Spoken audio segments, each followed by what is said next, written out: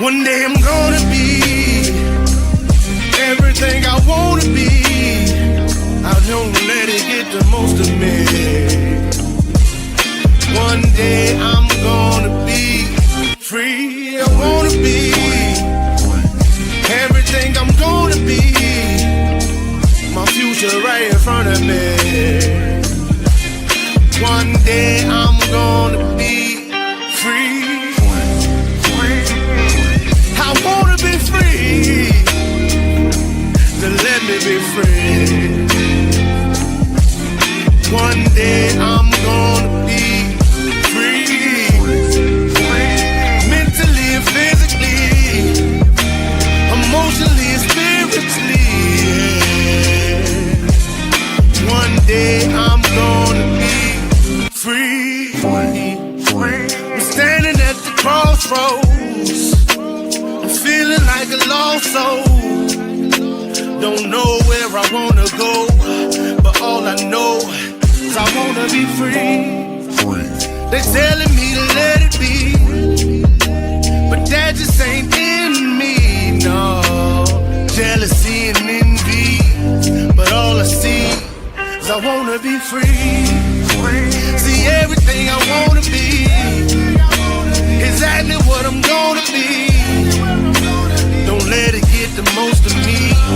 Eventually, I'm gonna be free. See everything I wanna be, exactly what I'm gonna be. Yeah. One day I'm gonna be free. I'm gonna be free.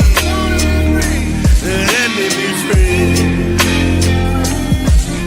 One day I'm gonna be free. Mentally and physically, emotionally and spiritually. Yeah. One day I'm gonna be free. I told them take their aim off me. Stop trying to get a name off me. If they would just let me be, I'm gonna be free. I told them take them chains off me and throw away the locks and keys. If they would just let me be, eventually I'm gonna be free.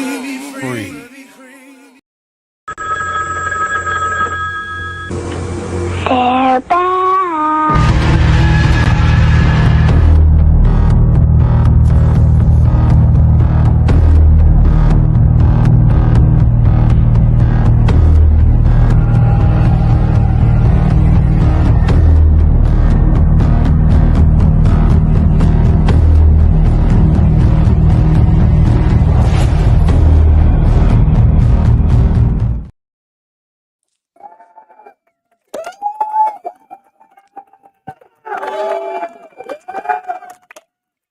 What up, though? What up, though? What up, though?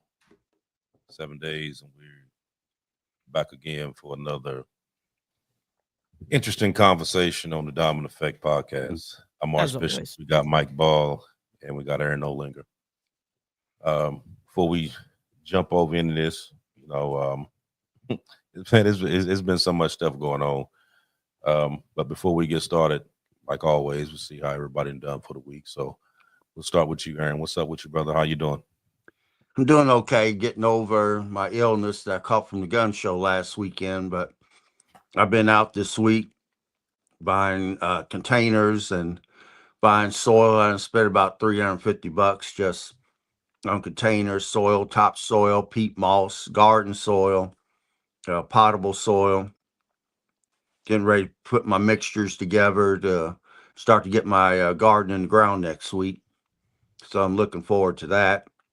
This year, I'm going to grow somewhat of an orchard. I already got strawberries growing, but I'm going to add raspberries and blueberries to my orchard this year so I can have fruit as well as vegetables. They're perennial, so they're going to grow back year after year. So I'm looking forward to basically watching it grow and reaping the harvest. So I'm going to stop there. I don't think there's anything better than having your own garden to, or vineyard or whatever to be able to tap into anytime you want. I think that's great. Hopefully you're feeling better, by the way, like you said. And for me, it's been, Mother's Day just passed. And so, believe it or not, it's kind of been like a 3-day ordeal where I celebrated it with my mom. The first night, believe it or not, my sister and my brother-in-law, they came over and my mom cooked for everybody. So I was like, well, that's not fair. You know what I mean? You're doing everything on Mother's Day. I want to take you out. So I did. We went out as a family yesterday, and then I specifically took my mom out today, to be able to, got to show mom a little love. Absolutely. But aside from that, it's been kind of crazy in the entire, news, the geopolitics, world news, as you guys know. I mean, we're talking about that a little bit right now on today's topic. So it's going to be a good one for sure. How about you, AB? Man, same as always. Moving and shaking. I mean, it's been this week it's been pretty eventful. I been moving around like always, trying to balance work and everything else that I do outside of here. So it's a lot of stuff that's going on right now. And to let everybody know, yesterday, Riding Dirty hit the streaming apps. So it hit Amazon yesterday? Yeah, it's like each one is supposed to be on Prime, Apple TV, and Tubi. Tubi hit last night. Well, tell people what this is real quick, just so a little summary of what you're talking about right here. Well, it's the first movie that me and Big Bone 1%er was in. It's called Riding Dirty. We've played the little trailers on it numerous times. Actually, I wish I still had that trailer on here. Me too. I was looking for it. But it's a whole motorcycle movie. I mean, it's a part 1 and a part 2. Like I said, it just hit yesterday. So it's crazy how they did it though. Because when it hit, it put part 2 on before it put part 1 on. Really? So I had to call to find out what all was going on, and I found out what had happened was that it's a couple-day delay. So part 2 is out now. Part 1 will be on there in a couple days. Right. Whatever the clearance is and all that crap and all that. Right. And then it goes over to Apple TV and then to Prime. So like I said, it's a good movie. They're gonna be filming 3 here soon. Actually, I was talking to the director yesterday, and they're trying to decide whether they're going to do a part 3 or make it a miniseries. So they haven't decided. That's dope. Yeah, they haven't decided exactly what they were going to do yet, but that's going to be I'll be talking about it here next couple months or so, because of course they're going to do casting calls and all that. So if any bikers out there, Hey, there's a lot of bikers that watch. I'll try it out. Yeah, when they do the casting calls, I'm gonna put it out, put the information out, so people can come down here and cast for one of these roles. Like I said, I don't know which one they're gonna do yet, but like I said, I think they're leaning more towards the miniseries. That would be super dope. Yeah. I mean, it's not like you lack like all the other movies that you're a part of. It's not like you have lack of content. It's just, I think it's a good movie overall that you could definitely do a series with. Right. So we got that that's out. And then in July, either June or July, I think maybe July, they're going to do the red carpet for Standing on Business. And then it's going out right after that. So I'm thinking maybe end of July, beginning of August, Standing on Business part 1 and 2 will be out. That one's actually, man, I'm telling you, that one right there, that's a dope movie. That's Mm. gonna be a real dope movie, man. I mean, like I said, you're gonna that's one of them ones that you're gonna be kind of glued to your seat, wanting to see what's getting ready to happen next, because it's all kind of little twists and turns and plots, and it's just a bunch of stuff involved with it. You know what I mean? So I think that'll be a good one. But like I said, I'll keep everybody posted on that one. Let's see. Next one for me is two, actually. I got The Nasty Truth, and then I got one called Gasper's Treasure. Are you already on the set, like actively right now, like where they're recording, or is that coming up? No, it's coming up. Okay, got you. Gasper's Treasure is supposed to start in July, and The Nasty Truth is supposed to start in June. Yeah, so that's the next two that I'm gonna be embarked in. So both scripts look really cool. You know what I mean? Look like they'll both be pretty good movies, you know what I mean, based on what I see on there. And yeah, I think it'll all be pretty good, man. So like I said, go on there. Like I said, right now it's on Tubi. I haven't looked today to see if one had dropped yet, but it's supposed to be on there here the next couple of days. So I know 2 is on there now because I watched it last night. So, and I'm gonna pull up the Diamond Effect group page on Facebook for everyone. So if for all of these updates regarding not only the Diamond Effect, but also anything that's going on with personal lives, stuff like this, movies and stuff like that, make sure you guys hit that Facebook link right there for the group right there. I do want to give a shout out to somebody before we get started. There's a lady. I'm gonna post her little card right quick. Yeah, absolutely. Do it. Her name is Sandy Johnson. She does these handcrafted candles here. That and she sent me like 4 or 5 of them, and she makes the candles, and then she makes this this like a car scent that you can put a couple squirts in the car or whatever. Now I'm not a real big candle fan, but I do I do have them. But these when they came in the mail, you could smell these through the box. Oh, before I even opened the box, and they were potent. They were heavily wrapped in cellophane and in the bubble wrap and all that, and you could still smell these scents through the box.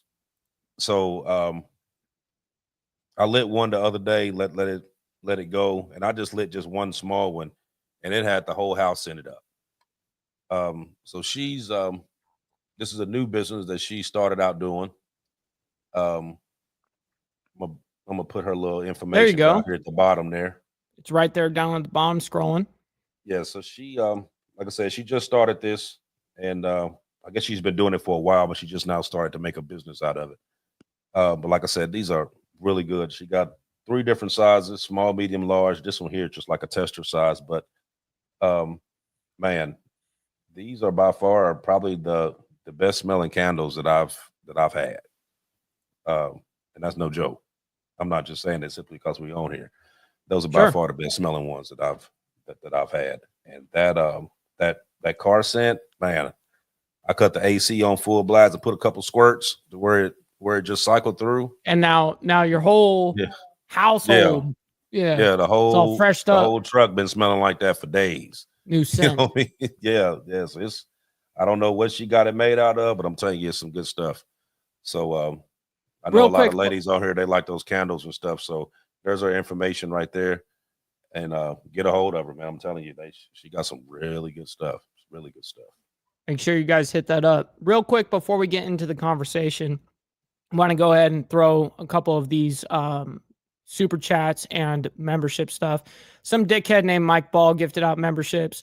We got Naomi sending in $9.99, by the way. Super thankful for that, by the way. Appreciate you. Saying, remember to show some love to the channel and the Diamond Effect. Yes, make sure you guys go over to the Diamond Effect on YouTube, Diamond Effect podcast.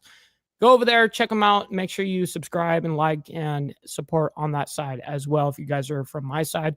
We got Sarah the Raging Tomato, the legendary moderator of all debaters in all of the debate sphere. So good to see you, by the way. 999 saying love, very much appreciate that. And Lindsay Smith coming in with another 10 spots saying cheers. I very much appreciate you guys and your patronage, by the way. It helps out the show immensely. No doubt, no doubt. So so we're gonna dive into this topic. Now, before we dive into this, I'm gonna say it's a lot of information that we're gonna put out here. And it's kind of like we're gonna talk about this part, but then we got to go back to bring it all the way around. So you got all the information dealing with this, because this is kind of, it's like when me and Aaron was talking earlier, like it's conflicting, you know what I mean? Because it's on one sense, you ask yourself one question. On this sense, it kind of triggers something on this end. So it's kind of back and forth, but we're gonna go through it, and we're gonna keep it as mild as we can keep it, to be able to explain it all and go for the discussions and all. But it's hard when this is kind of pointed to specifically point at emotion. So it's going to be, yeah. Right, exactly. So I'm going to read this right quick. And so with South Africa facing numerous challenges, many South Africans have been given the choice to flee to the U.S.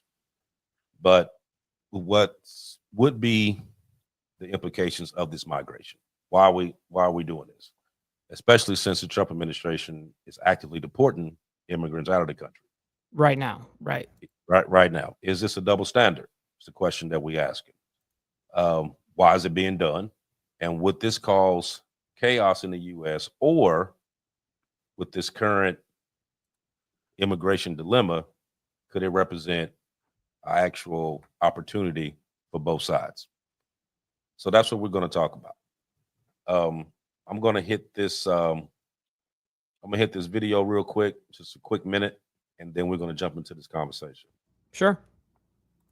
The Trump administration has made it virtually impossible for many refugees to come to the United States, but the president is making a special exception for a group of 59 white South Africans who have now been granted refugee status. They arrived at Dulles Airport just outside of Washington, D.C. on a charter flight that was paid for by the U.S. government. The Trump administration approved their applications in just under 3 months. That is much faster than the normal process, which can take years. The president and his top advisor, Elon Musk, who is South African, have made allegations that white farmers in the country are being discriminated against under land reform policies. Now, South Africa's government says those policies are necessary to remedy the legacy of apartheid and calls the allegations of discrimination unfounded and completely false. The Episcopal Church, which has worked for decades to resettle refugees, says they will not be helping this time around, calling it painful to watch one group of refugees receive preferential treatment over many others who have been waiting in refugee camps or in dangerous conditions for years. But the White House says this is the beginning of a much larger relocation effort, guys. Interesting. Okay, so I'm gonna start with you, Aaron. What's your take on it? We're gonna try to bounce back and forth and go around with it. Okay. Well, like I told you earlier, I thought this was going to be something easy for me. Everyone has a pet peeve. I have a personal hatred for racists. I'm actually a black male. I've dealt with racism from Jews, whites, blacks, Mexicans, different From people. conception, Right. I mean. Couldn't find a group that I could fit in with, so I became my own one-man army. And I've been like playing lone wolf ever since. But like I said, I have a personal hatred. So when I heard about South Africans, I thought, oh, this is going to be a simple one to do. But when I got into it, I started dealing with moral dilemmas. What I would do as a father, how the world operates. I was seeing ethical paradoxes. And like I told you earlier, an ethical paradox or a moral dilemma is an ethical paradox where two or more conflicting moral imperatives, none overrides the other, confront an agent And in said situation, none of the answers could be correct. Now, as a father, would I want to raise my children in an environment where they're going to be attacked at school daily? No. There is racism being showed to where a lot of the whites cannot get jobs now. The shoe's on the other foot. Some of the bad things that they did to blacks is now coming back on them. There's an old saying that is what is sauce for the goose is now sauce for the gander. But, even in education, the disparities in education has changed where the whites are not being educated in the schools. The new land law that's gone into effect where they can seize public land, they can see that's not being used. They can seize your business or different things. I mean, there's if I, as a father, cannot find work, my wife cannot find work, we cannot make it, our children are not being properly educated, I have to find somewhere else to go. So then I checked into to see why they're not going to the refugee camps. There is no refugee camp that will take South Africans, period. Nowhere in the world. Really? Yeah, I did not know that. You can't just show up at a refugee camp. Once you show up, because they're limited resources, they don't have to accept you. And as soon as they state they're South Africans, they can't get in. There's no resources for them. And, some of the nations are prejudiced against them because South Africa is one of the founding fathers of the BRIC Alliance, which is working against the United States and working with Soviets, Chinese, and things to move away from the American dollar. So some of the countries that would normally take you in, they're not doing it. But as a father, would I want to have my children there? Would I want to raise a family in that type of environment where we can be murdered, we could be attacked nightly, there's killings going on, there's attacks going on? No. I mean, there's a saying that the son shall not bear the sins of the father, nor shall the father bear the sins of the son. The wickedness of the wicked shall be upon himself, and the righteousness of the righteous will be upon himself. Meaning you're judged only by the offenses that you commit. Your children shouldn't have to suffer, and future generations of your family should not have to suffer. I mean, what if you don't have racism in your heart? Should someone come against you? I mean, once I started digging into this, I became so conflicted inside that as I had to talk to Bishop about it, because I could go either way on different issues depending upon what's going on. I mean, on the news report you just saw, they said that Trump fast-tracked these people. Well, I can understand why, because there's nowhere for them to go. And obviously things were so bad that they had to pull up roots and leave the country where they was at to try to escape. And I mean, that's a hard thing to do. You can't just pull up and go somewhere else that easily and leave everything and family, friends, your property and stuff behind. Most of them are just leaving with what clothes they got in their bags and what they got on their back. I mean, there's so much going on here, and going with Trump fast tracking them. Okay, sometimes it comes down to an issue between, it's not what you know, but who you know. I mean, I admit I had a good job in my lifetime working for General Motors because my cousin worked in the employment department. I mean, you go to NFL parties, you got a guy at the front door with a rope. The pretty girls get to get in free. The real big fat girls can't get in at all. And at some of the nightclubs, the big fat girls got to pay to get in. Everybody uses things. I mean, I've been places where people recognized me and gave me discounts. I didn't ask. They just did. Or would give me a meal free of charge. They would comp it out. It comes down sometimes to who you know. Everybody the way the world operates, if you got inside connections, everybody uses them. So why not? It's just the world that we live in. These people had nowhere else to go, and Trump fast tracked them through. And that's a benefit of having that type of connection. Now, was Elon Musk possibly his involvement here? And two other billionaires that come straight out of South Africa? Very well could be. That's a part, again, example of who you know and not what you know. But let me stop there for right now, Bishop. Let everybody else talk. Okay. So so when I was looking at this, right, and like I said, we talking about what we got going on right now. And we know that ever since this administration took office, they've had a heavy stance against immigration. That was the big thing that they talked about the whole time. They had a heavy anti-migration stance. They've been Who did? This administration that came in now. Fair. They've suspended visas for students. Gave them sent a little notice telling them you got 7 days to turn yourself in and be out. They refugee programs.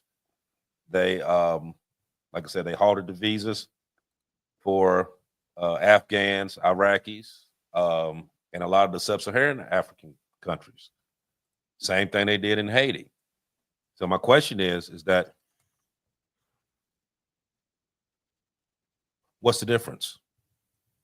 Well, these people they're in war-torn countries as well.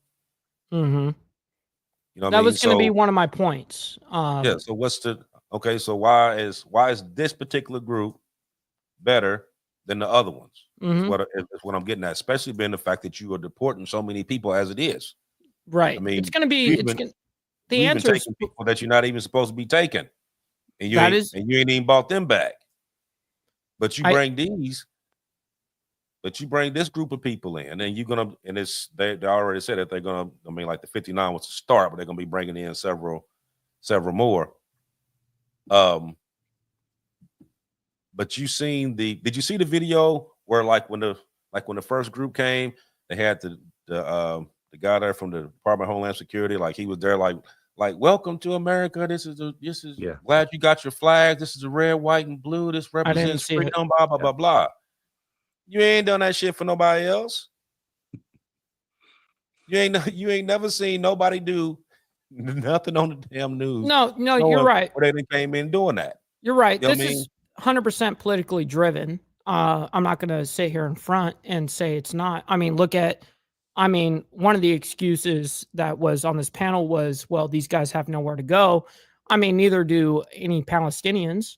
You know what I mean? We're not housing them. Here's my stance personally, and this may be, crude to some other people, but I'm very much about America first and fuck everyone else. When it comes to South Africa, sorry, I have sympathy for their people, absolutely, but it's not our circus. This is not our ordeal to come in and save the day. Now, when it comes to immigration, I have no issues with immigration, legal migration, and what I mean. But when it comes down to the refugee side, I think this is where we lack in the aspect of law. I think we lack in legislation regarding the refugee law. We're accepting people all the way around the world to come here. Now, obviously, people would want to come to America, obviously, but the way that our refugee is supposed to be set up is you're supposed to go to the next safest state that is your safe state. You know what I mean? And we are not to them. As much as I hate to say that, there are safe places for them to go. You know what I mean? And even though they may not be well accepted or may not want to be accepted by said government, if they actually push the refugee side on their side, they could end up getting the whole deal done. But instead, it's very easy to go ahead and send them over here to the United States. Go ahead, Aaron. Okay. The thing that I didn't like right now is like now I am totally for them deporting these gangbangers up out of here that came from Venezuela and places like that.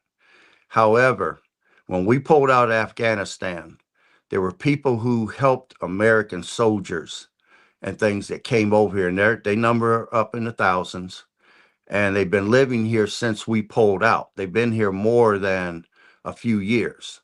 So they're getting ready to round some of them up and send them back. As soon as they get back to Afghanistan, as soon as they come down off the plane, there's going to be people pointing the business end of weapons at them. And if they don't kill them right there on the tarmac, they'll probably put them in work camps and work them till they die, them and their families. Those people helped us. They should be rewarded. We have a history of turning on our allies. I mean, we turned on Marcos in the Philippines. We turned on the Shah. We turned on Aristide. We turned on different people that supposedly helped us, and we allowed others to come in and take over. And it wasn't to our benefit, those nations taking over. They turned against the United States. I don't know what our problem is with being loyal to our allies or loyal to people who help our soldiers. I don't understand that at all. That's the reason why I became so conflicted on this. I mean, Wait, real quick. Go I ahead. gotta say one thing on that. Is are they really our allies when they're one of the people that started the BRIC alliance? Well, you're talking about South Africa. I was talking about the Afghans. Oh, I'm Um, sorry. I wasn't okay. following there. Oh, That was my no fault. problem on that. But now going back to South Africa, like you said, we don't have a monkey in that circus, but they are part of the world. We do give them economic aid, which I don't understand why we fund the BRIC Alliance. I really don't, with American tax-paying dollars. We give money to Russia, China, everybody that's a member of the BRIC Alliance. We give money to them, and I don't understand it. South Africa has a border. It's a sovereign nation. How they choose to live within their country is their right.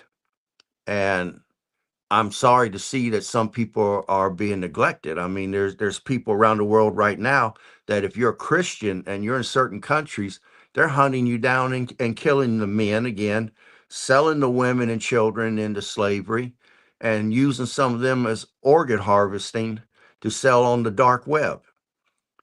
And their only problem is they're Christian.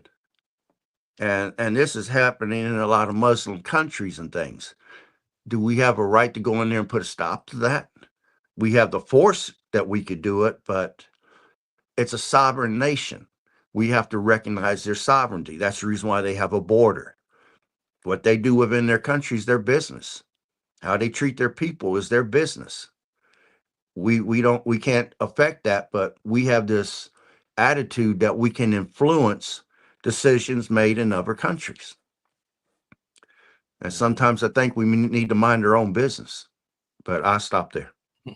Right, exactly.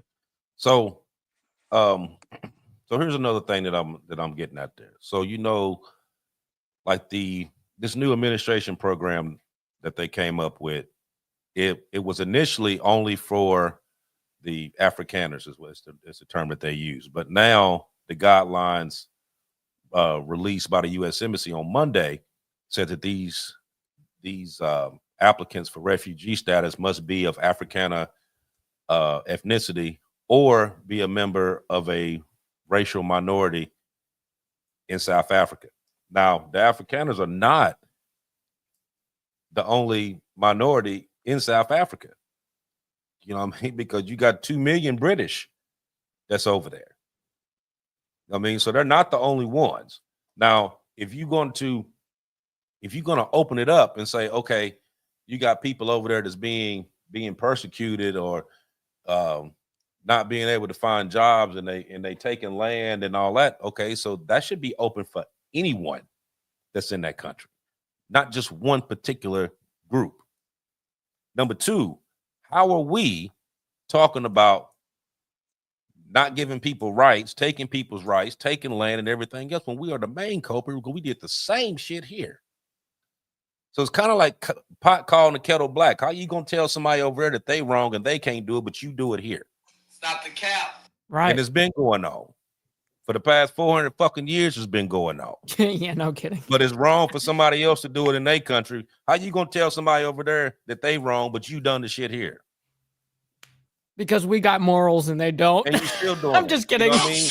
Like you sit there and you criticize their affirmative action policies, saying that it was racist and it was falsely claimed and all. But you're doing the same. But you're doing the same shit over here.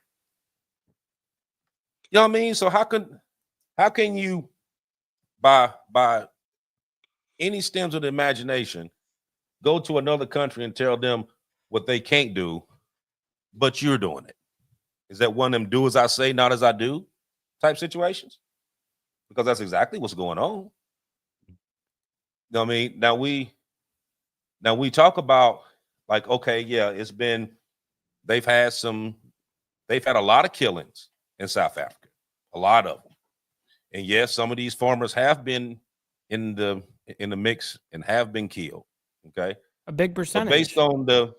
But based on the stuff that I found out, they said it's average like 50 farmers a year has been killed for the past, I went back for like the past 2 years. So we're not talking like 15,000 people. Well, here's the thing. It was 50 last year, 50 the year before. But all the way around, you know what I mean, excluding their 50, it was another 20,000 people that's been murdered both years combined. So you got 50 here, you got 20,000 here. Okay, 100 people here for 2 years, 40,000 people over here. Okay, why is this 40 more important than the 40,000? It's not making sense. It's really not making sense, especially when you sitting here and you saying that you trying to, weed out all the, like at first we was talking about we get rid of the criminal element that it came in. That was the first thing that they were talking about. Okay, fine. I'm pretty sure everybody listening right now don't have no problem about them, taking the prisoners that, like Venezuela, cleared their prisons out and let them all come. Okay, so they gathered them all up and they sent them over to El Salvador. Okay, I'm pretty sure nobody on here is gonna have anything to say as no, that's wrong to do. They're not gonna say that. But they're not the only people that you're sending. They're not the only people that you're going after. So why are you making such a big stance and sending people out? But over here, you make an exception for this particular group, not the whole country, just this particular group. When you just had your Homeland Security secretary just today that was coming up with all these reasons as to why habeas corpus should be suspended, so that way the people that they are deporting don't have to have due process. You can ship them out, but you can bring some more in. It's not making sense. You know what I mean? It's especially when it's just for this amount of people as opposed to that whole South African nation. That's not right. You know what I mean? And it seems to me like it's some bullshit involved. There's some bullshit involved. There's a lot of disinformation that was spreaded. Now,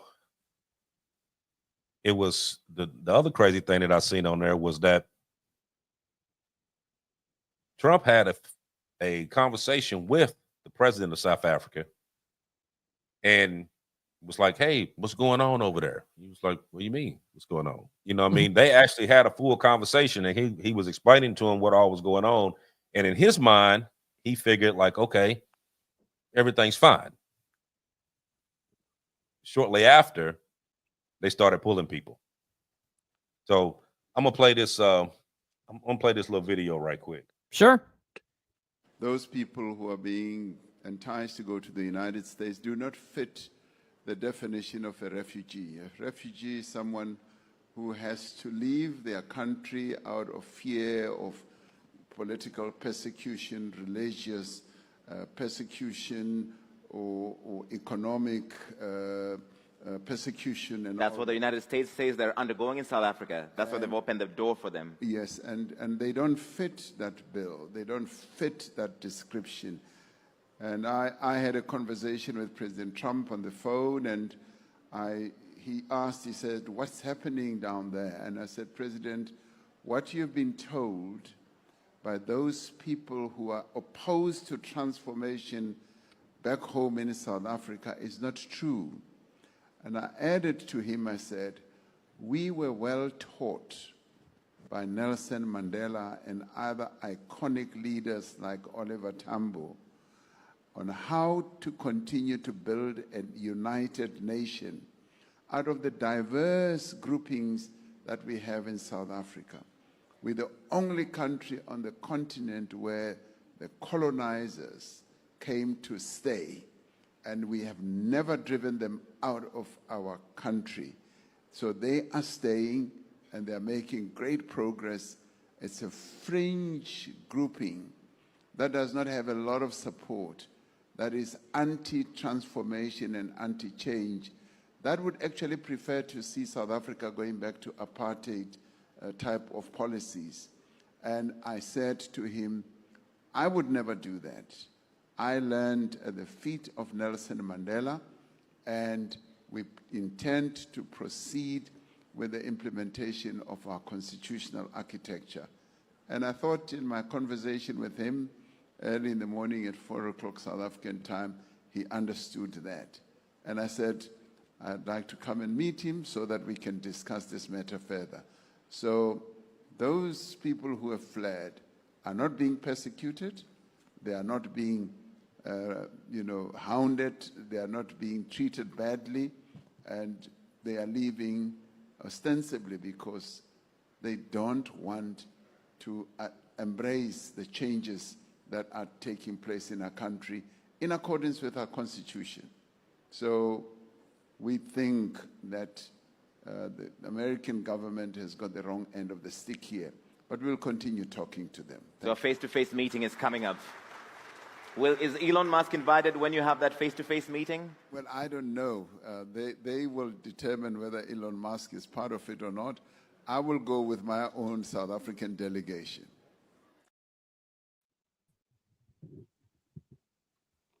Okay.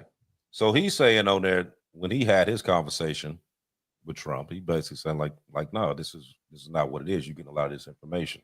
Let's just meet up. We'll talk about it. Now they jumped up and did that. You know what I mean? Now, so here's another question. Is that even legal? For you to just pull people out of a country and take them somewhere else? Is that even legal? We've done that shit in the past, have we not? No, I'm just saying, why did you not tell him that that's what you was going to do? Like, you had a conversation with him. He told you what was going on, and you were like, yeah, okay, we'll set up a meeting. We'll talk about it. And you already had something going on that you was getting ready to pick up people anyway without him even knowing anything about it. I mean, don't that seem sketchy? Suspect? It's sus. You know, now they talking about a lot of them are mad about this land forfeiture. You know what I mean? And a lot of this stuff stemmed from the land that was taken during the apartheid. Are you familiar with that, Mike? No. Okay. So the apartheid started in 1913. Okay. And it was basically a policy system of segregation that was implemented by the government of South Africa. Mm-hmm. So from 1948 to the early 1990s, it was designed. So after World War II. Right. So it was designed to maintain a white minority rule to suppress the whites, to suppress the rights of non-white majority. So Sure. okay, so in South Africa, you got 7% white minority. You got about 85% black. Okay. Now, they had several laws that was in place, and I'm gonna read to you a couple of them. Okay. Okay, so they had the classification. So every South African was classified, whether you were white, black, colored, which is mean if you were mixed, Indian and Asian. Classification was determined every aspects of that person's life, including where they lived, where they worked, where they went to school at, and who they could marry. When did that end? This ended in apartheid ended in 94. Okay, So so this went on from right before I was born. yeah, so this went on from Yeah. 1913 to 1994. Damn. On the residential part, non-whites were forced to live in separate areas, often poor, overcrowded townships and rural homelands. They needed special permits to enter white areas, basically Jim Crow in South Africa. So black South Africans had to carry a passbook that just to prove that you had permission to be in certain areas. Schools, hospitals, transportation, public facilities were all segregated.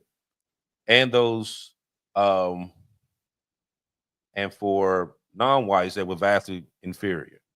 Non-whites had political representation and power. There was no black people on the government whatsoever between 1913 and 1994. None. Zero. So, real quick on this whole point with South Africa. I'm sure that this will lead into this, but I do know that with South Africa in particular, that 7% of the population is white, but yet they own the majority of the land there, right? Right. They own 75% of it. Like a huge majority. Right. Right. So a lot of that land was actually taken during the apartheid. So when they came through and did the restitution of land rights in 94 and then the expropriation act in 2024, that's what both of those was actually doing. They going back through, and anything that was not built on, like land has just been sitting there, ain't nobody building on it, nothing like that. They could go through the court system and give that land back to the people that you took it from. Okay. That's what this is about. So they pitched the fit because some of this land they got to give back. That's what they're mad about. So the white Africans are mad about that. Right. Understood. Right. So they're mad because they got to give a lot of this land back. Now they haven't went and just taken land from you. They didn't come to your house and say, okay, we're about to take your land and you got 2 days to pack all your shit and get out. They're not doing that. This was only for land that was not built on. Nothing's done with it. It's there. They going through pulling that land up and they giving it to the families of the people that you took it from in the first place, because all that stuff is documented. You know what I mean? So they going back through the records, through the courts. They're not just taking anything. Everything is going through the courts. So this is what the big problem is now. It's because some of these areas are farmland, which is why they're pitching fit. Because they don't want to have to give this land up, and understandable on an economic level land, for them, right? And some of this land they can actually take, and they don't have to pay you for it. So that's another problem. That they have to give it back with no payment back. Well, they did have it at first when they first did the act in 2024. It was they would get with you, find out how much the land was, and then they would reimburse you for the land. Like they would take the land from you, but they would give you money for the land. Then they signed another one in 25, like January 25, which was like, you know what I mean, some of this land if it's built on, if something built on it, yes, we will pay you for that land back. If it's not inhabited, nothing's on it, we can take it. We don't have to give you anything. So that's one of the biggest things that they're going back and forth about. Now in 90, let's see, in 94, no, I'm not, let me take that back. In 1990, you had the president F.W. de Klerk that he slowly started to dismantle the whole apartheid system. And then also in 1990 was the same year that Nelson Mandela was freed from prison. He was in there for 27 years. And that was one of the reasons why he was in jail in the first place, because he was fighting publicly fighting apartheid. They locked him up for 27 years, and he ended up getting out February 11th. And then in 94 is when they first did their first multiracial democratic election. From that point forward is when they actually started doing that. But you got to think from 1913 to 1994, a whole lot of stuff that was done during that time. You know what I mean? And it wasn't at the benefit of the 80% that was there. Now it done kind of did a little flip to where they trying to get this land back and give it back to the people that they actually took it from in the first place during the apartheid. And now it's a big problem. Now we sending people over here, which shouldn't even be our problem. That shouldn't even be nothing that we should even be bothered with. You know what I mean? That's just like another country calling here and saying, hey, you know, I don't like the way you did your policy over there. I think you need to change that. I mean, they don't give a shit. What they gonna tell you? You know what I mean? Go fly a kite. I don't care what you think. We're gonna do what we're gonna do over here. But why is it that it's cool for you to go somewhere else and tell them what they need to do with their land in their country? You know what I mean? Now, goes back into, you know, they already having other problems in Africa already, not just with South Africa, because you got the one president of Burkina Faso. He's like an intern president, but he came in 37 years old, and he basically came in and ran the French completely out. Took all that shit. Took their you know, this particular area has a vast gold mines, a lot of stuff like that. And what they were doing, they were like collecting 18-19 billion dollars worth of gold and was giving the country $1 million. I mean, giving the country $1 billion, but they were keeping 18 billion of it. So they turned around and ran them completely out. Took the mines back, took everything back.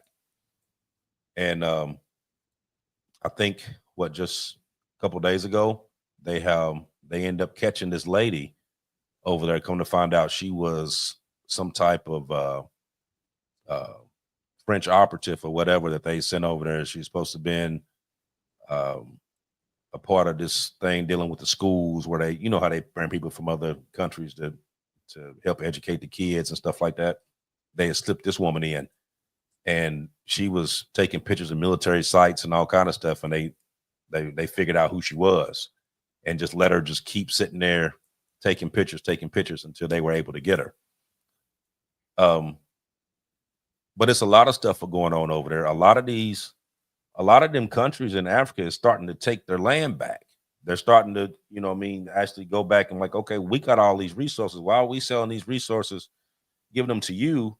You giving us a little bit of money and you taking the big majority of it when it's our resources.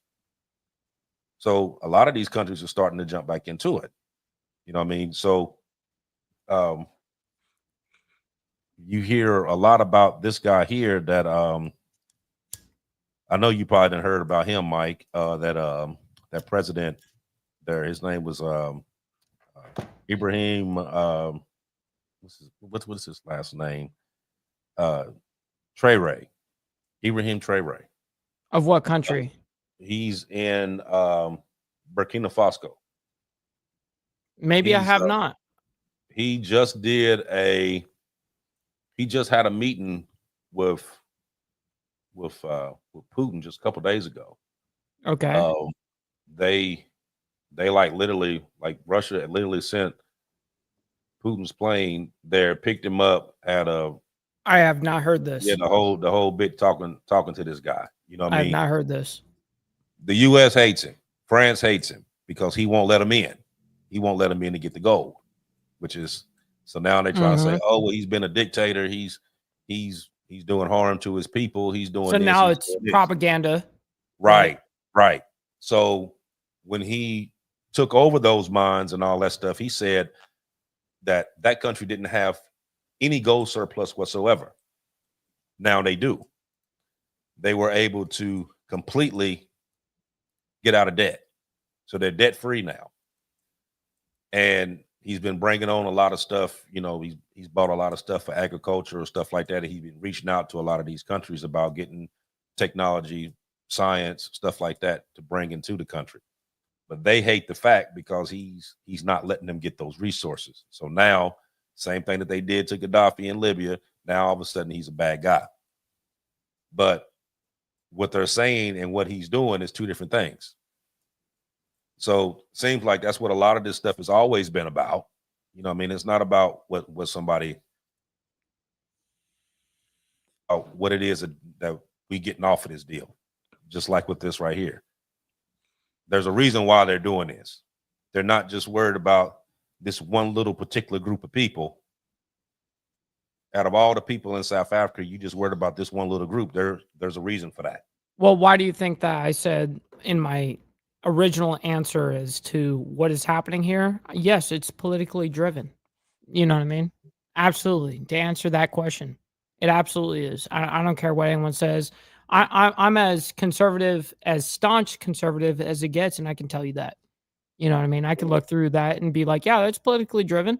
And that's exactly what I was getting at with the whole refugee side of the argument. It's like, well, is your next safest place to go the United States from South Africa, or do they have a safer place that they could negotiate to go ahead and settle in for a small time or whatever? Yeah, there is other options there. Right. Okay. Now think about this. So when they had the wars that was going on in Haiti, the gang wars that were taking over the government and the whole deal. So you had Haiti on one side, you had the Dominican Republic on the other side. Mm-hmm. The Dominican Republic didn't want the Haitians coming over there. They hate each other to the maximum. Right. So what did they do? They piled up on these boats, went across the water, come over here on this side. When they got them, what did they do? Put them all in one little spot, rounded them all up. And the first chance they got, what they do? They shipped their ass right back over there. Mm-hmm. Now, that was a war-torn country. You know what I mean? They was going through active war at that point. Remember, they was over shooting commercial planes and everything else. It was actually savagery for real. Exactly. So, Nicaragua, war-torn country. A lot of people that came over here from Nicaragua during that time. Afghanistan, the people that you actually, talked into helping you and like, okay, we'll bring you over here. Now you're sending them back. I just seen a thing yesterday. Was it yesterday or day before yesterday, where there was a guy that came over, served in the military, served in the United States military, did his time, was out. They sent him, he was out heading to the store. ICE pulled him over, picked him up, and they about to deport him. Now, this man served time in the military in the United States Army. Did 6 years, and now you about to deport him. Mm-hmm. Why? You know what I mean? So you picking up people left and right, sending them up out of here, but you bringing in some over here for what? Because they upset because they feel that they've been persecuted against, but you done persecuted the damn country from 1930 1913 to 1994 and still doing it. You know what I mean? It's still a lot of racial shit going on over there. That don't make sense. How is it because you feel like it's okay? Like once the shit done flipped off on you, now you feel some kind of way. But the shit been going on right here too. It's been going on here. You know what I mean? So we really can't talk. You really can't tell another country what they can and can't do dealing with this shit when they actually actively practicing the same shit right here.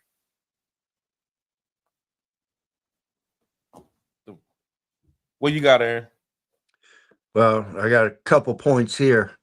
One, another reason why it would be difficult to get the Afrikaners to go into a camp is when they got into a war with Great Britain, which was 1899, 1902. They called it the Boer War. It was a colonial war.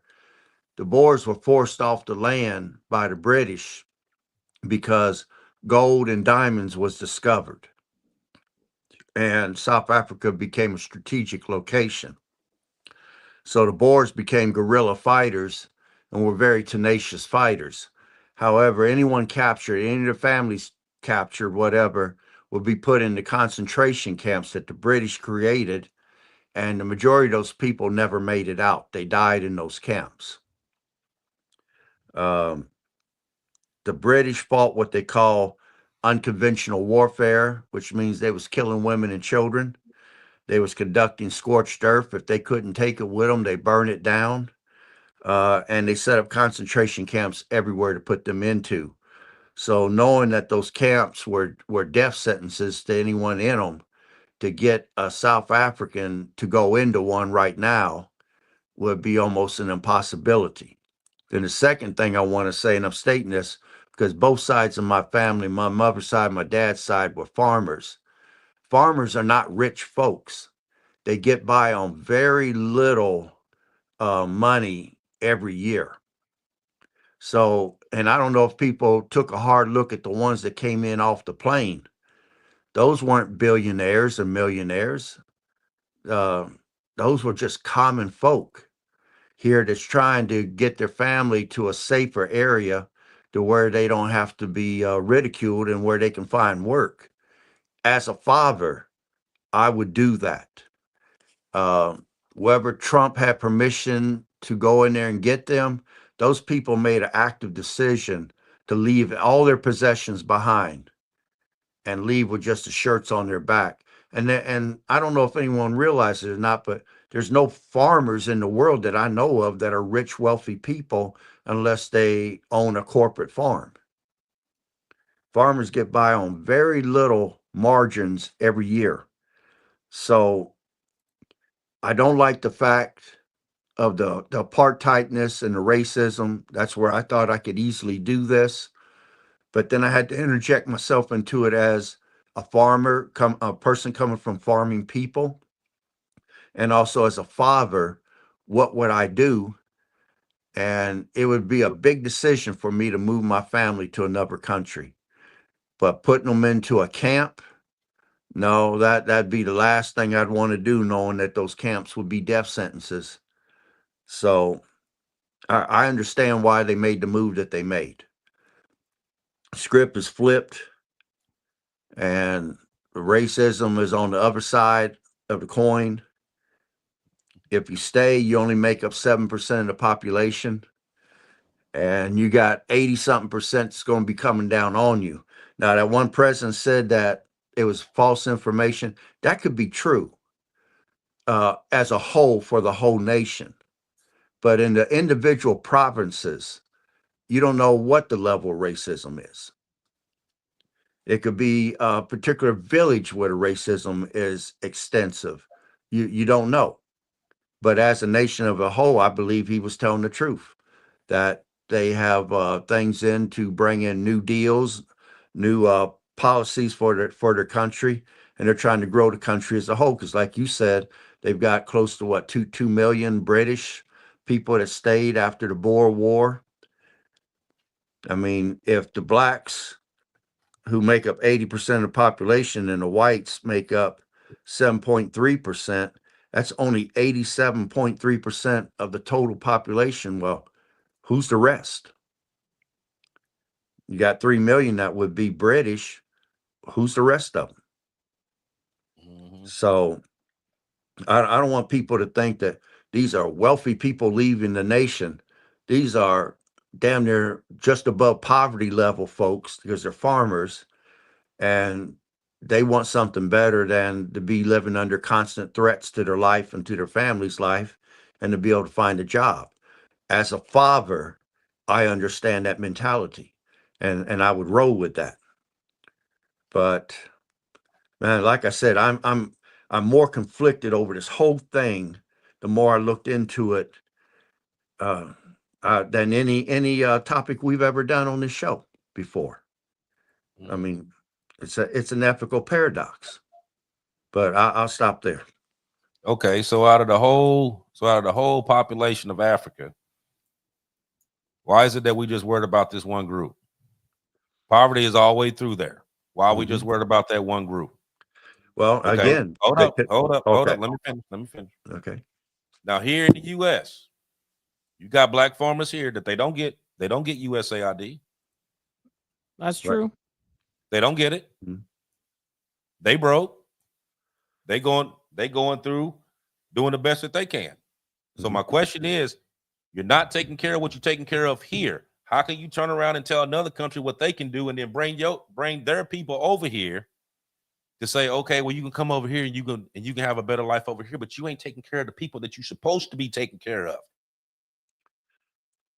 Who you're supposed to be taking. You weren't worried about everybody else for whatever reason that you worried about them. And you bring them over. Now you don't want, let's just keep it real. Most of these people that they sending out of here are what?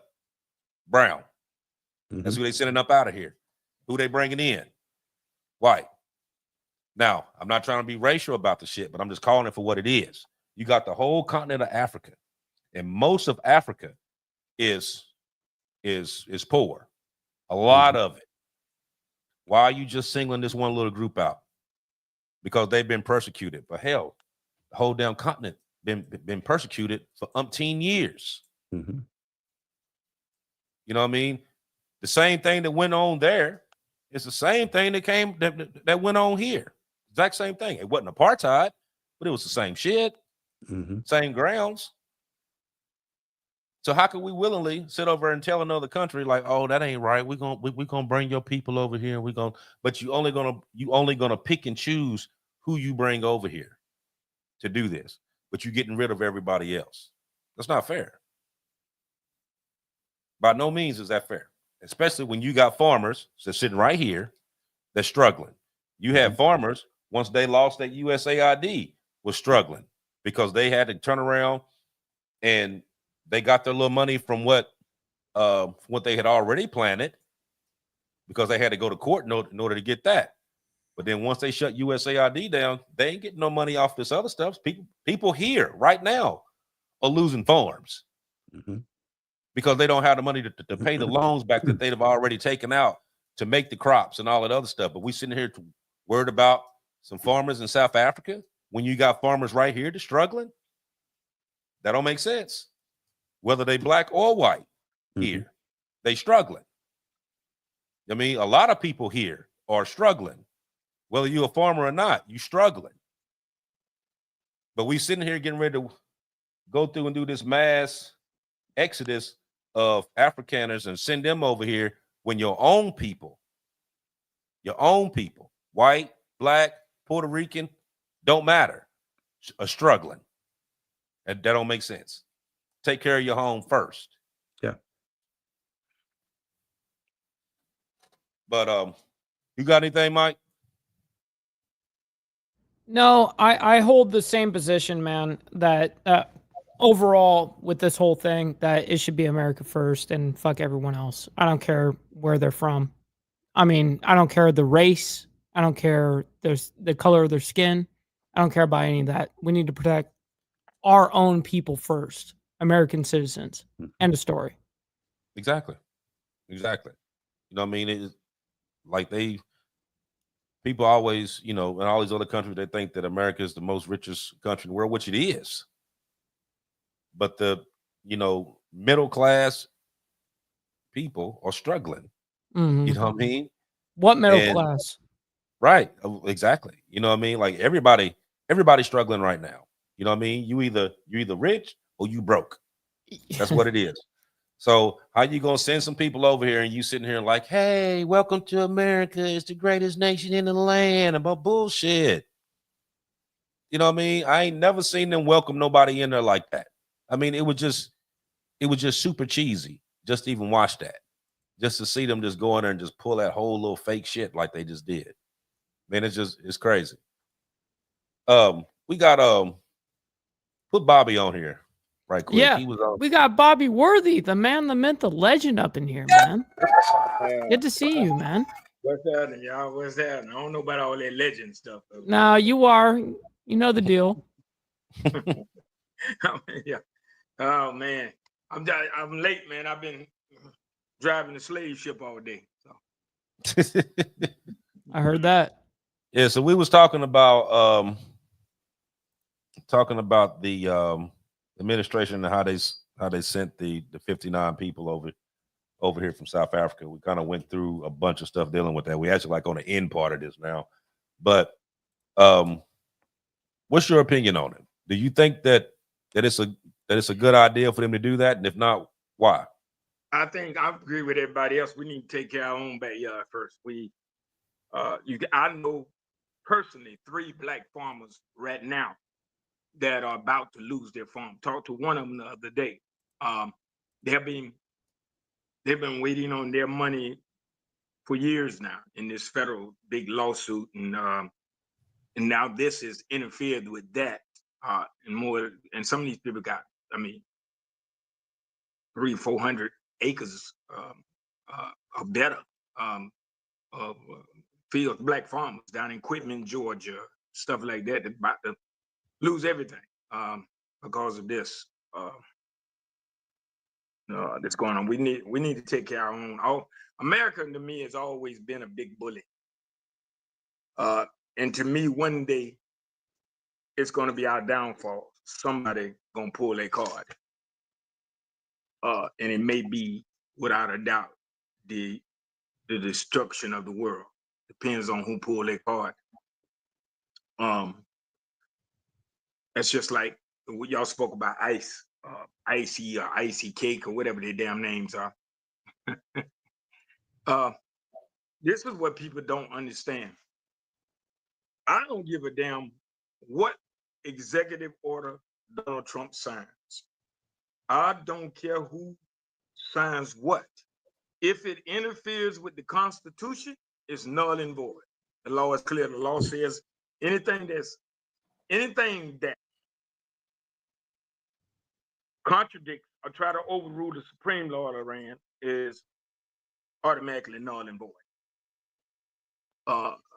And according to the Interstate Commerce Clause, and I told people this the other day, the Interstate Commerce Clause, the federal government has limited jurisdiction inside one of the union states. And people don't realize that. They have limited jurisdiction. They don't have the power they think they have when they're coming into one of the union states. And Justice Clarence Thomas wrote the opinion on that, on the jurisdiction of the federal government, that they have to meet certain requirements before they can be involved in anything forcefully inside one of the union states. And that is either they own the land or it's some kind of interstate commerce is the only way that they can get involved. So like the feds coming into one of the union states, making arrests, there's no such thing as a federal fucking crime. I don't know where people get that shit from, because the feds can't come in and arrest inside the union states if it doesn't meet the requirements of the Interstate Commerce Clause or the 10th Amendment. So, and it goes back to everything I said. And until we start having accountability, there can be no effective changes in this country. When government officials like Donald Trump and anybody else, local police, federal police, when they can come in and do whatever they want, when they want, without any recall or anything, it's just crazy. They're talking about it. Is anybody familiar with the? And I was trying to look it up before I came in. The Insurrection Act. Everybody Are familiar we with that? familiar with it? Yeah. Yeah. Well, y'all, and see, I had some guys who were talking the other day, talking about, well, the Insurrection Act is the start of martial law. No, Insurrection Act is letting the federal government basically assist local governments to do what they want to do. We don't want martial law. Well, actually, I do, because this is what people don't understand. There's only two ways the Constitution can be changed. Executive orders can't change the Constitution. I cannot. I don't know if a lot of y'all know, a lot of Donald Trump's executive orders are getting overturned now. They can't overrule the Constitution at all. So the only way the Constitution can be interrupted is at the state level and the federal level, is that the Fed, Donald Trump, declare martial law. If he declares martial law, then it suspends the Constitution. So if it suspends the Constitution, supreme law of the land, that means there's no law, there's no probation, there's no parole, there's no murder, there's no rape, there's no nothing. So I dare them to declare martial law, because I'm gonna act a goddamn fool. I mean, because it's to go, as you talked about the concentration camp, that's what it's going to do. It's going to put everything under military dictatorship. So I'm preparing for battle. So I don't know what everybody else doing, but yeah, shit, I'm old now. So As you should prepare. Absolutely. This is what this whole show has been from the conception, was prepare. You got to prepare for it, man. You're right. And I don't agree with everything. I don't disagree with everything Donald Trump. A few things, to me, I will admit that it made sense to me. But for the most of it, hey, he the president. Shit, everybody voted for him. So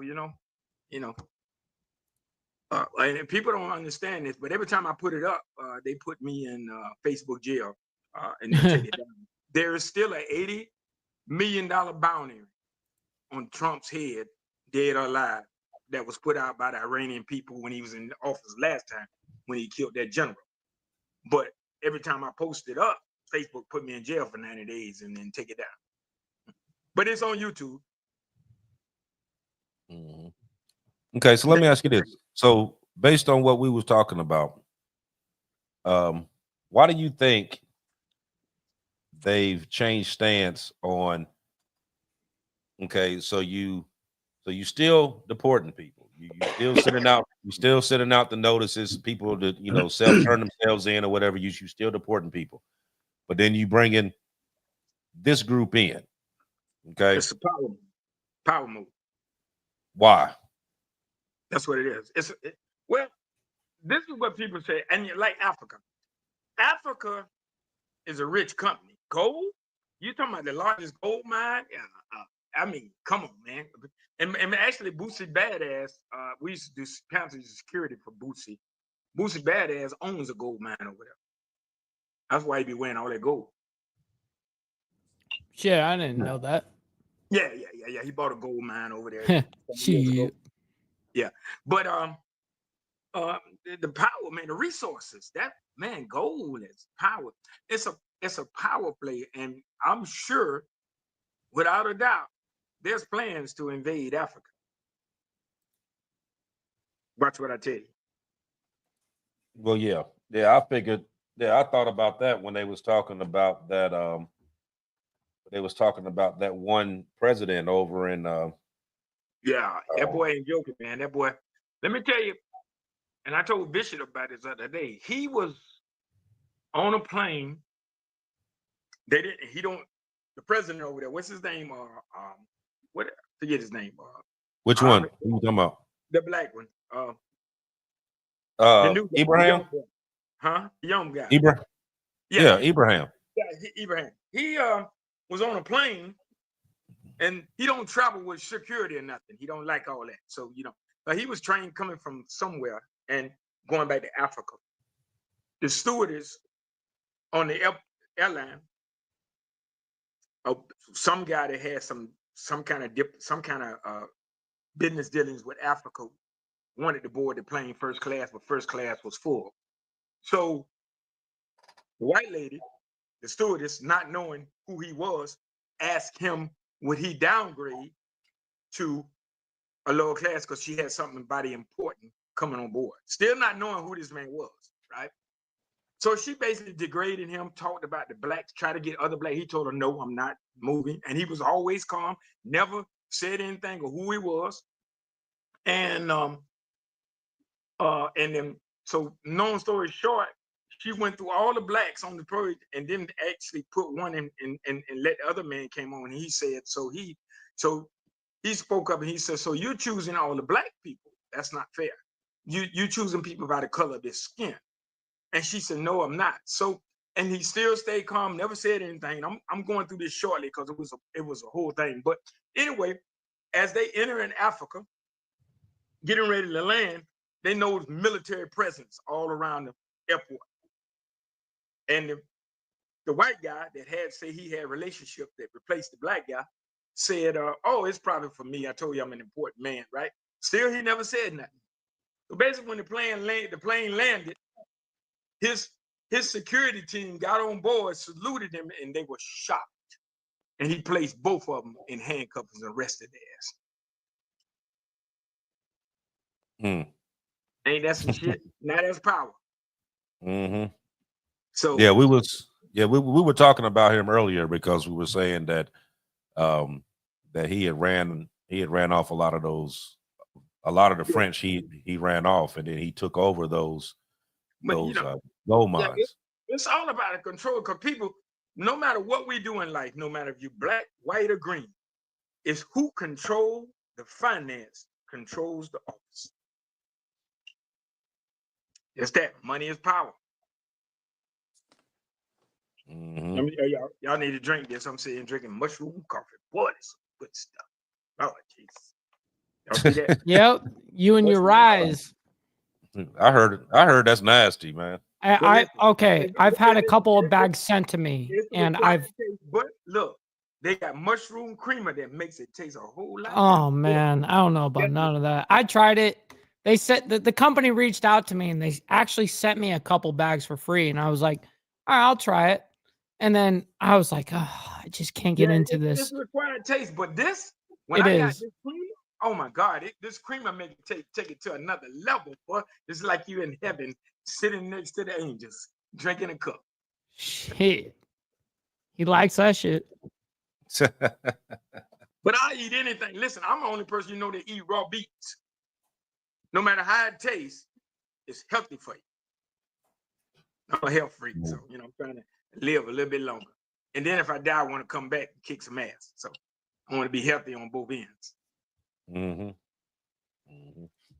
That's what I told one of the prosecutors one time. Said, hey, you better pray to whatever God you pray to, because it can't be the same one I pray to. There's no such thing as reincarnation. Because something happened to me, I'm gonna come back and come to the depths of hell, and I'm gonna kill your whole bloodline. Yeah. Oh shit! I didn't say, well, that's the truth, But yeah, man, we got issues. What we definitely got to do is put racism aside. And people look at me because of the things I say, but I just call it like I see it, because I'm half white and half black. So I don't give a damn what color he is. I'm like Captain Kirk. Shit. It's about justice and what's right. But if you think because you're white that the laws don't apply to you, the rules don't apply to you, then you got a problem. If you think you black and the rules, the regulations, and the laws don't apply for you, you got a damn problem. It's just that simple. Rules and regulations are for everybody, even Donald Trump. You know what I'm saying? But I'm gonna run for president. That's what I'm gonna do, y'all. I'm gonna run for president, and I'm gonna get I ain't gonna even say a speech or nothing. I'm gonna just do it. I'm gonna give everybody $1 million in America, and everybody vote for me, and I ain't saying shit else the rest of the time.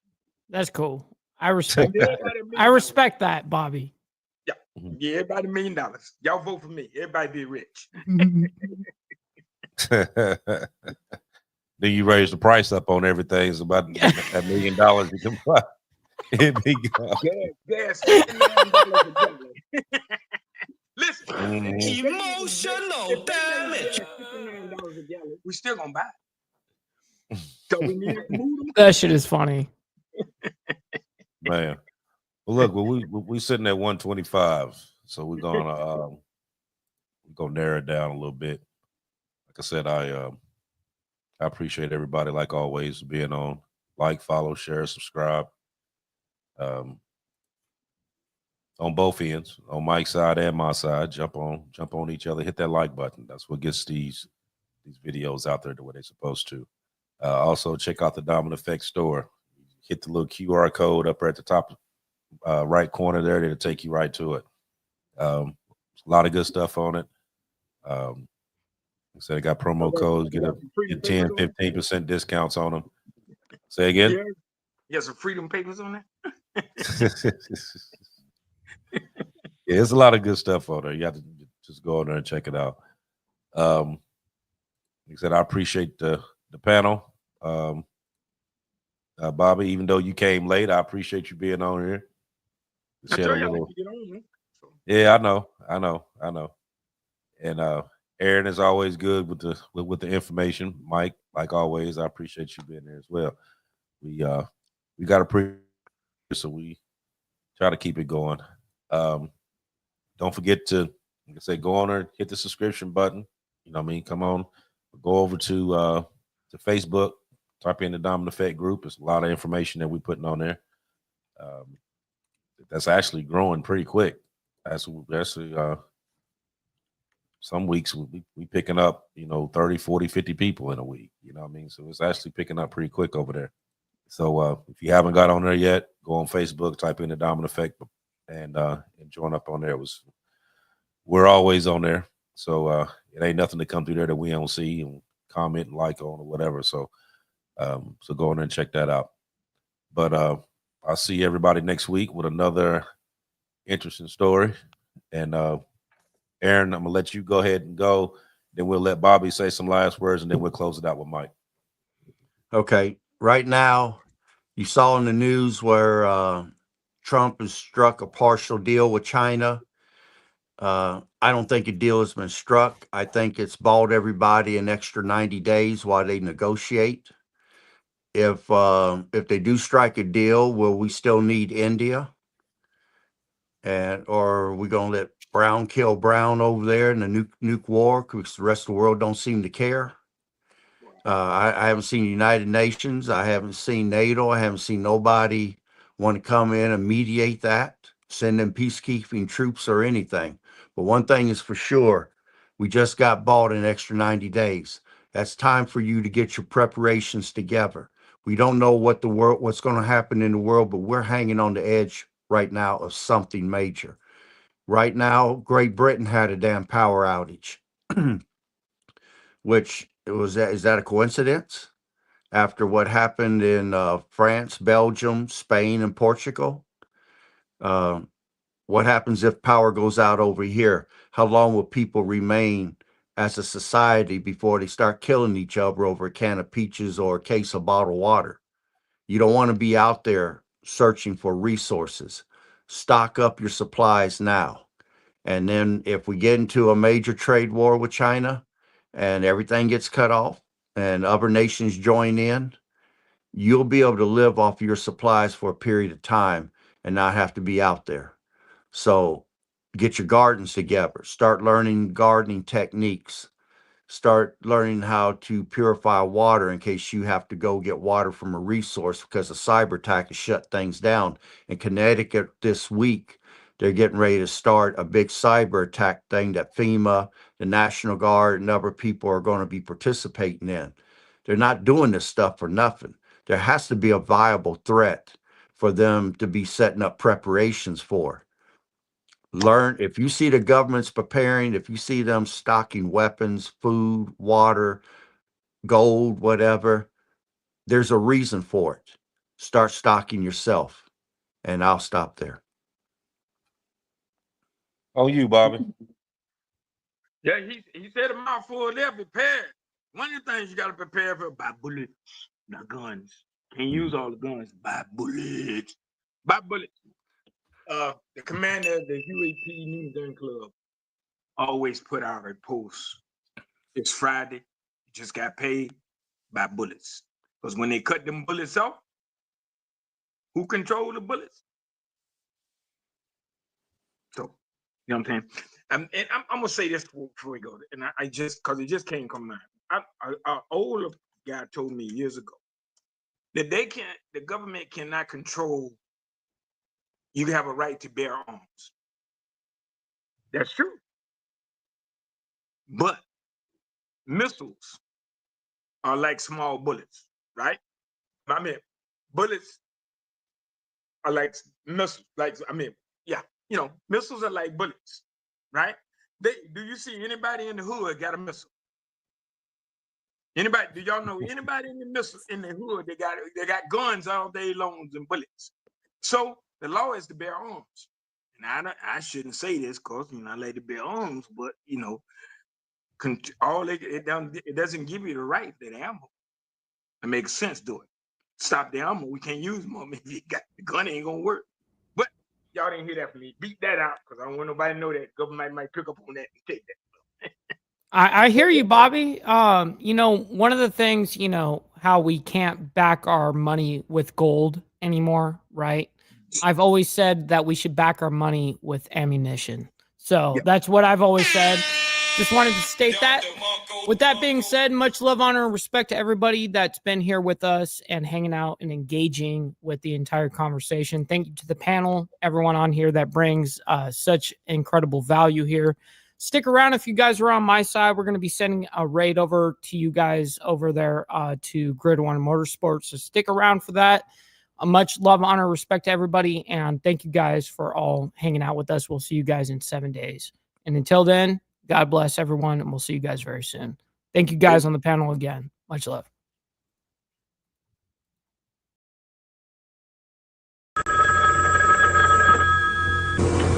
They're back.